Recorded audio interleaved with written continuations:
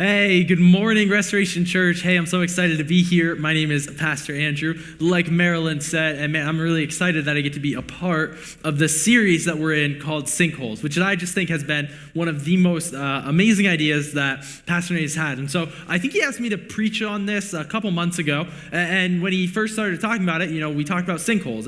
And so for me, I started to think, a sinkhole, what's a sinkhole? It's when all of a sudden there's a devastating collapse in your life or something like that. And so I thought, this is going to be a great series. It's going to be all about how to deal with things collapsing. And he kind of he went, no, that's not the idea behind the series. The idea is, what is it like when internally there's there's a cavern building that eventually leads to a sinkhole? And so what would happen is something inside of you collapses, and then it causes an outward destruction around you. And this could be your marriage, this could be your relationship with friends, this could be your job, this could be a ton of different things. And so I started to think, wow, that's a really, that's really good. That's a really good sermon series idea. I love it. I love the idea of what does it mean to be healthy on the inside? That way we can protect that which is on the outside. And so I was like, oh man, that's so good. That's so good. And so as I thought about it, and as I began to plan out this sermon and began to think over the past few months, and especially this past month and a half, I came to a profound and deep revelation, and I want to share that with you. So I came to understand something very deep, and this is what it was. I am the worst person possible to preach on this. And so it was stressful for me because here's the reality, especially with the topic we're going to talk about a little bit today. I have not figured it out yet. I don't have all the answers to this one. And that is a scary place to be for me, because I have to get up here and I have to talk about this because I think God put something on my heart to talk about, but I have to open up to you that the reality is I don't have this all right yet. And so have patience with me, have grace with me as we go through this. Some of you older folks might be like, oh man, you're so adorable, you whippersnapper, I figured that out 50 years ago. That's okay. That's okay. But I think there's genuinely something here for us to all take away, something from us to all learn. And man, I firmly believe that my transparency is going to help your ability to understand God. And so as we go through this, I'm going to share some things about me that I've been wrestling through and I'm still trying to figure out. And I might not have the total answer, the sum total of it, but I've taken a couple steps forward, and maybe that's all you need to do today. So let's go on this journey together with grace in our hearts and in our minds. And so we're going to talk a little bit we're going to jump right into a Bible story, because I think this story sets up exactly what we're talking about today. So I want to start with that. And before we go into it, I want us to approach it with this mentality. Every time I read a story in the Bible or in one of the books, I always ask myself this: why did this get included in the Bible? Why this story? And so one of the things that the scriptures say is, in John it says, if all the things that Jesus did in his life were written down, there wouldn't be enough books in the world to fill to record them all. And so that means that every time we read a story, there was a particular reason that it was included. And so I always approach them with the mentality of, why this story? What's in here that's so important that with all of the possibilities about Jesus' life, this is what they chose to record? And so I think this one's interesting because this is coming from the perspective of Luke, who is a doctor and who spent his life helping people who were broken get better. And so it's with that mentality and that meticulousness that he's approaching this kind of this scripture. And so he's dealing with that. And he shares this story, which in my opinion is just a very strange story that doesn't have a miracle that Jesus performs. It doesn't have this big moment where thousands of people come to understand some new truth. It's this weird little moment where it's just Jesus and his friends hanging out. It's just them hanging out in a house and the story of what happened in that house. And it's such a powerful moment that we get to see the humanity of who Jesus is and the humanity of the people who are around him. Because we hear a story that many of us will relate to if we look deeper at it. So with that mentality, let's approach Luke 38 through 42. And so it says this in Luke 38, as Jesus and the disciples continued on their way to Jerusalem, they came to a certain village where a woman named Martha welcomed him into her home. Her sister Mary sat at the Lord's feet listening to what he taught. But Martha was distracted by the big dinner she was preparing. She came to Jesus and said, Lord, doesn't it seem unfair to you that my sister just sits here while I do all the work? Tell her to come help me. But the Lord said to her, my dear Martha, you are worried and upset over all these details, but there is only one thing worth being concerned about. Mary has discovered it, and it will not be taken away from her. So let's put on a lens of what's happening and see ourselves in this situation. I think all of us could understand pretty well what's going on here. So imagine with me, if you will, that you are Martha. And many of us will probably be like, yeah, I've been that before. Where you're sitting there and you have guests coming over to your home and you are the only one cleaning, you're the only one cooking, you're the only one preparing the table, you're the only one helping out with anything. All of us have been in that situation where we realize we are the only one who ever does anything in our home. Whether it be we're the only one who mows the lawn, we're the only one who does dishes, we're the only one who puts shoes away, we're the only one. We realize and we understand and empathize very deeply with Martha in this moment when we begin to understand, yeah, I get why she's frustrated.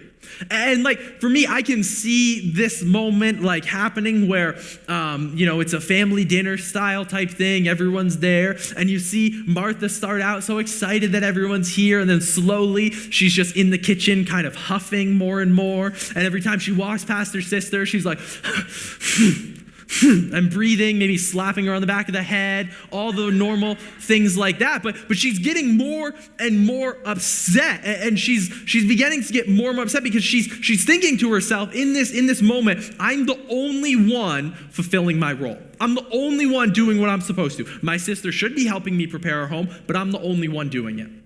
And so it's with that mentality that we're going to enter in, because I think a lot of us find ourselves in this mentality pretty consistently, but in a different way. So this is where I'm going to share a little bit about my life where I have to be vulnerable for you in this moment. So I think about a month and a half ago, we had an all-staff meeting. So every month, we and the whole staff, we go to one of our locations and we spend time there talking with each other, talking about the church, talking about what's going on in our personal life. And Nate always kind of preaches to us and teaches us and pushes us to be better. And so he's talking. And this time we went up to Plymouth and we began to talk about what does it mean to be healthy in ministry. And so this is a really tricky thing to answer because honestly, it's weird being a pastor because sometimes your spiritual life, your work life, your home life is all mixed up into one. And so it's this weird situation. So it can be very easy to burn out or to give up or to leave the ministry. And Nate never wants any of us to experience that. So we started talking about it. What does it mean to be healthy in ministry? So we watched a video about it. We started talking about how important it is to understand yourself. And so we talked about it and it was great. And I got a lot out of it, and then we started to drive home. And so Jeremy, Nate, and I were all riding together back from Plymouth. And so we're riding together, and Nate just kind of asked this question. He's like, hey, so guys, talk to me about all staff. What did you learn? And so Jeremy and I just kind of start talking like, oh yeah, like this was something that I felt like I was learning, and this was, and then I uttered a line that kind of, it rocked my world in that moment. And so I remember I said this line and instantly I'm on the verge of tears. And I had to fight them back because I was like, I don't want to be embarrassed.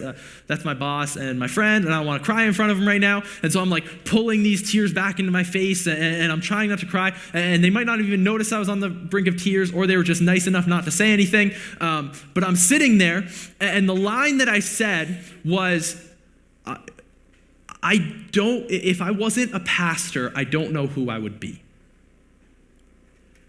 And that scared me because it kind of made me think, if I woke up tomorrow and for whatever reason I didn't have my job, if I got fired or I had to quit or something like that, not saying that's going to happen, but if that happened, I don't know who I would be.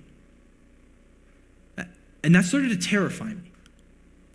because I realized that's a sinkhole in my life that just hasn't collapsed yet. And so I'm sitting there and I'm beginning to wrestle through, like, I don't have an identity outside of my job. And it messed me up. And so, like, I'm just, like, kind of sitting there, and that just kind of became what I started to process over this past month and a half. Like, man, what am I outside of this? Who am I? And Nate expressed it this way, and he expressed it when I first came on staff, and he's talked about it since then, and it's a phrase that's always stuck with me forever. And it goes like this: I'm a real good employee of God, but I'm not a very good child of God. A real good employee of God, but I'm not a good child of God. And so let's take this and maybe take it into a step in your life. And you might not be wrestling with, who am I if I'm not a pastor? But you might wrestle with things if I were to ask you, who are you if you're not a mom? Who are you if you're not a dad? Who are you if you're not an employee? Who are you if you're not a small business owner? And when you start to hear those questions, you kind of begin to get uncomfortable potentially. Because all of a sudden, you're confronted with this idea that, like, I don't know who I am if outside of the role that I feel I've been called to fill. And so this is where I think we get to the heart of what's going on with Martha. So look, Martha, if we asked her, she wouldn't know how to define herself outside of being the host. So if you told her, stop being the host, she wouldn't know who she is anymore. And that's part of the frustration that she's expressing, is she's saying, this is who I am. This is the only way I know how to show love to God is I only know how to show him love through working to be good enough. And so with this mentality, like, think about it. She's invited Jesus into her home. She's invited him to come spend time with her. But instead, she's spending all of her time making sure everything looks perfect. And we often fall into this trap that we have to fulfill a certain role in order for God to love us. That we have to fulfill something. We have to work hard enough. We have to pray enough. We have to spend enough time with him. We have to worship enough. We have to volunteer enough. We have to do all of these things, and then God will finally love me.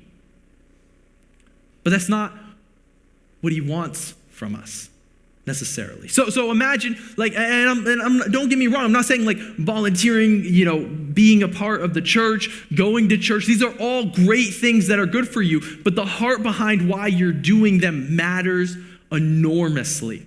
And so if we jump, let me express it this way. Imagine, if you will, your kid at whatever age they were most adorable to you. So I know they're always cute, but you have a favorite age, like maybe they're 5, maybe they're 7, maybe they're like 10, but they're the most adorable age you can imagine. There's your little kid. And one day after dinner, for no reason, your kid just gets up and starts doing the dishes by themselves, not without asking you.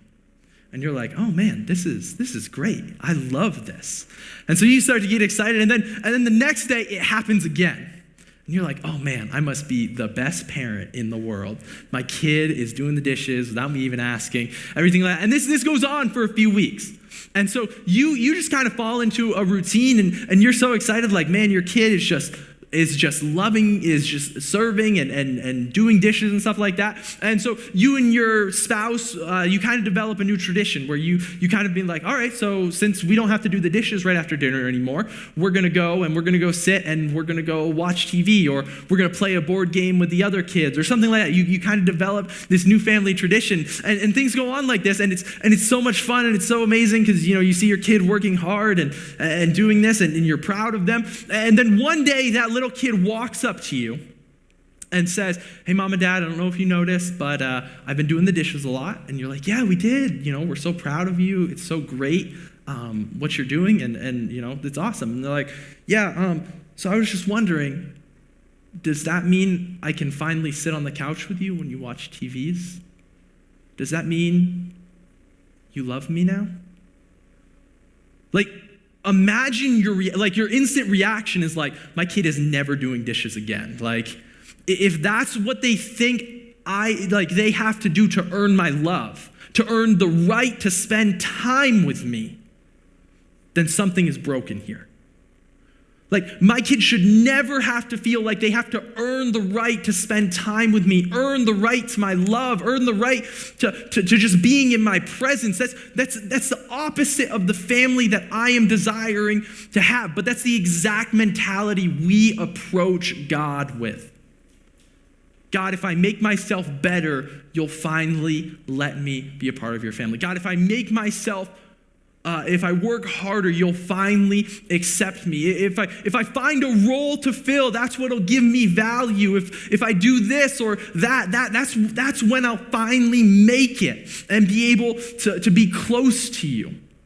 And God is in this moment, so we see this, and that's kind of what Martha is doing. Like, I think I don't want to get down on her because I feel like I often do this in my life. Like, it might not necessarily be preparing the home, but I realize, like, man, I'm working to earn my place in Jesus' presence. I'm working to earn my role and my right to spend time with him. And that's the exact opposite of what God wants from you. He doesn't want that. He wants you to be with him. Like Mary's sitting there and he just wants to spend time with her. He wants to know her. And so as I began to struggle through this, I was like, man, like I'm pretty messed up. I don't know who I am. I need help with this. So I need to start talking to someone about this. So I was like, all right, I need to find someone to talk to. So I started talking to someone, and I'm kind of wrestling through all this stuff. Like, man, like, what does it mean that if I lost my job, I wouldn't know who I am?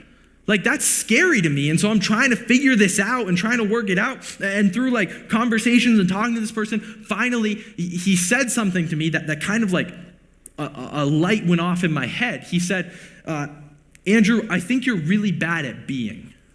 I was like, what? And he's like, you're bad at just existing. I was like, all right, what the heck does that mean? Like, how can you be bad at existing? He's like, well, let me unpack this and talk you through this. Like, he's like, one of the things that you express, and so I kind of talk about one of my problems in life is, and especially in the culture we live in that's scary, is I constantly consume media. And so it's not necessarily like bad. I mean, I'm not gonna lie, sometimes I binge a whole season of a show on Netflix, but who doesn't? But the reality is like I'm constantly consuming media, and it's not necessarily bad. Like sometimes I'll just sit there and I'll listen to 2-hour-long lectures, I'll listen to sermons, I'll be listening to these things, and I'm just filling my head. But I honestly can't say the last time I just sat in silence. Like I can't just, like sitting in silence for me is just stressful. I can't do it. I have to constantly have something. So there's always an audiobook playing. There's always a YouTube video playing. There's always a lecture playing. There's always something. Even when I go to sleep, like I can't go to bed by just laying down. I have to have an audiobook playing or something like that. And he just kind of unpacked. He's like, Andrew, you're scared to just exist. You're scared to just be. And it's like kind of in that moment, like it was like I was holding up a mirror, that like the scary thing about silence for me is the fact that in that moment I have no option but to be myself. And when you don't know who you are, that is terrifying. There's nothing scarier than being alone with yourself when you don't know who yourself is. And so I just kind of had to start wrestling through that. Like, I can't be in silence because I'm just bad at being. I'm just bad at existing. I'm scared to be in silence with God because, man, like I'm scared of what he's going to say to me. I'm scared of the things he's going to open up and the things he's going to show me in my own life. And like that's a reality that I think a lot of us live in. Like in the moment where we don't have our role anymore, we are terrified to exist. So in the moment where everything shifts, so maybe one day you have all your kids at home, the next thing you know, they're all off to college. Like that shift is a terrifying moment. Or maybe, the moment you have a job, but the next morning you don't. The moment you were a good parent one day and then the next day you feel like you're an awful parent because everything goes wrong. All of a sudden your world begins to crumble, and the concept of being with just yourself is scary because you don't know who you is. You haven't spent enough time learning. You haven't spent enough time being with just yourself. And in that moment, like, that's what Martha is struggling with. Is she's saying, if I just sat at Jesus' feet, I wouldn't know who I was. I wouldn't know my role. I wouldn't know my purpose. I wouldn't know what I'm trying to do. And that is terrifying to me. And so I'm wrestling through all of this and this idea of like, man, like, how, what's the next step? If you're just bad at existing, how do you become good at existing? I don't know. And so I'm kind of trying to figure this out. And then this brings me to like the last thing that I kind of want to talk about. Like, so if we think about, man, like oftentimes we're good employees of God, but we're bad childs of God. We might be bad at just being or existing. But then the final thing that I think kind of wraps it up and kind of brings us to a place that like I'm just getting to, so I don't have the answers of what it looks like over 10 or 15 years, but I'm starting to understand is this idea is that we can have relationship with God not based on what we do, but based on what he already did. We can have relationship with God not based on what we do, but instead based on what he already did. And so I don't know where you're at in your walk with God and in understanding him. You might, this might be your first time in church in, 20 years. This might be the first time you're there. But the reality is we all find ourselves sometimes stuck in a place where, man, like we feel like we don't deserve relationship with God. We don't deserve what he has for us. And I think this was kind of one of those things that it blew my mind because I had an experience where I was working at Dunkin' Donuts for a little while when I was in college, and as I was there, I was talking to this guy, and he was just one of those people who like everyone likes to be around. Like he was just really fun, really exciting. So those people who they're just kind of exciting to be around. And I knew he didn't go to church, but he was still a really nice guy, and he was always super talkative, and he would just and he just always had everyone's best interests at heart. And so he was super nice. And one day we're sitting there and we're talking, and he's kind of asking me like, hey, yeah, so what do you do? What are your plans in life? I was like, oh yeah, I'm in college. I'm going to be a minister. And he didn't go to church, but he's like, wow, man, that's so cool. He's like, not a lot of people would do that. Not a lot of people would want to follow something like that. I said, yeah, I know, but I just like it, and I love God, and I want to serve him. And so we started to kind of talk about that a little bit. And so I finally got to the point where I started asking him about his church life. And I said, yeah, so do you go to church or anything like that? And he literally looks at me, he's like, nah, man, I don't go to church. If I ever set foot in a church, the whole place would collapse on me. And I just remember thinking like, oh my gosh, like that's so heartbreaking that you feel, you don't even go to church, but man, you feel and you believe that you have to act a certain way before you're ever allowed to step through the doors of a church. That you have to make yourself good enough before you're allowed to come into the presence of God.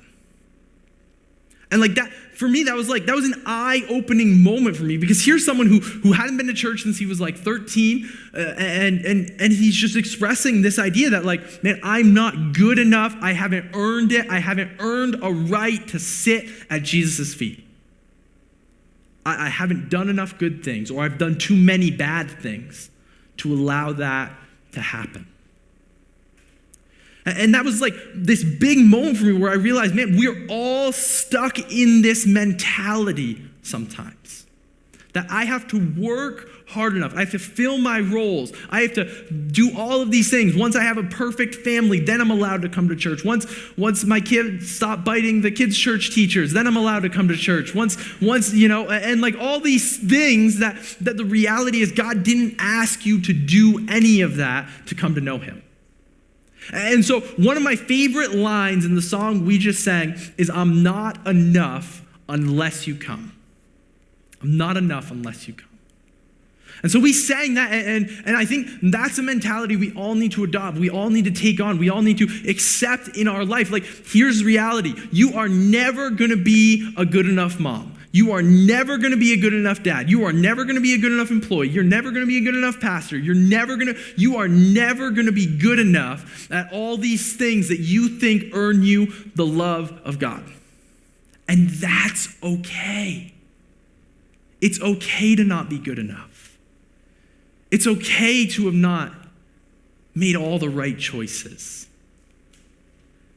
It's okay to not feel like you have it all sorted out. The reality is, we're not called to build our lives on the roles we've given ourselves. There's only one role that we are called to build our lives on, and that is being a child of God. That is knowing that there is nothing you can do that earns you a spot on the couch with him. There's nothing that you can do that earns you the right to sit with him. There's nothing that you can do that earns you anything, because he already gave it to you. He already gave you that right. We need to accept that in our lives. We need to accept that God has called us to be his children first and foremost. And when I think about a sinkhole, like one of the things that it talks about as I've researched sinkholes for this is it talks about the fact that sinkholes develop not because there's a giant cave that people built on top of. Sinkholes develop because there's less than ideal stone underneath the surface. And over time, water will move in and water will cause the stones to kind of shift, and it'll move the sand and it'll start to build a cavern. And the reality is, as weight gets put on top of it, eventually it will collapse. And here's the reality. A lot of us build our lives on less than ideal stone. You build your life on the roles that you've defined yourself. You build your life on, man, I'm a husband, I'm a father, I'm a mother, I'm a brother, I'm a friend, I'm an employee, I'm this, I'm that. And we continue to build our life on that. And the reality is, those are all things that will eventually give way. There's going to be mistakes that happen in your life where you're not going to be the perfect mom, you're not going to be the perfect brother, your kids are not going to be the perfect kids back to you, even if you do everything right. And the reality is, when your world collapses around that, it is destructive. For me, it was sitting in the car with my pastor and my friend and realizing I don't know who I am outside of my role. And it's almost like I'm sitting there and I can see in that moment, like, if this stays up, I'm going to watch my life fall apart. I'm going to fail in ministry. I'm going to burn out. I'm going to ruin my friendships. I'm going to ruin my family. I'm going to do all of these things if I don't deal with this, because I'm building my life on less than ideal stone. I'm building my life on something that won't support me forever. I'm building my life on that which is temporary. But here's the reality. We are called to build our life on who God is and what he has done for us. And what he has done, the truth that we can all rest in and be excited about is, man, he died so that you didn't have to earn your place by his side anymore. Jesus, in this moment when he's sitting there with Martha and Mary, he's looking at them knowing, man, Martha, you're missing it. You're never going to earn your right to sit at my feet. You're never going to earn the right to spend time with me. Instead, just come do it. Come be with me. Come spend time on the couch with me. Come get to know me. Come be around me. Because the reality is, man, that is a truth that we can build eternity on. It won't stop. It'll never go away. Man, his love for you will never die. And your world will never be rocked again. Because you chose to build your life not on the role you gave yourself, not on the roles that have been thrust upon you, but instead on the love that he has for you. So I'm going to pray, and in this moment, we're going to give up some things. You know, there are roles in here that you put on yourself that it's time to give up, and it's time to let go of.